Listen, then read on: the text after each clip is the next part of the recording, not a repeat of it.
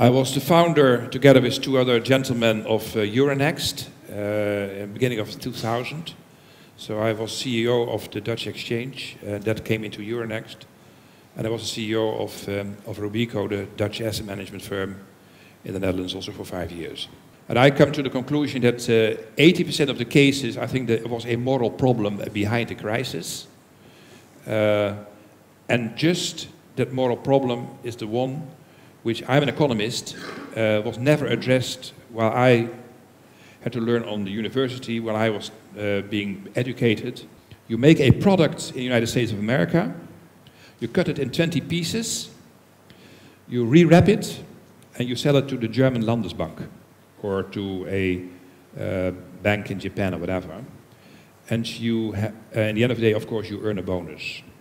So the end result of your action, you will never see. So the moral correction mechanism, which is there if you are a patient in a bed and you treat the patient incorrectly, you are corrected morally continuously. That doesn't exist.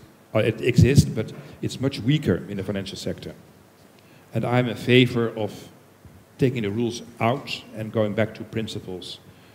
And at least make sure that rules and principles are in line with each other and balanced. Structural growth, especially in the Western world, and more specifically in Europe, is not weak due to the economic crisis, but was already weak for a much longer period.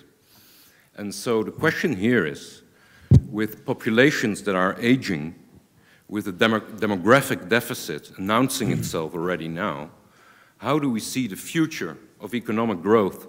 I think our elites have become too detached, but in a different sense. Not because things have become too abstract or too interdependent, but because they have lost the sense of responsibility for specific circumstances, for maintaining institutions like the university with all the normative questions that implies, in governing banks in a way that is responsible,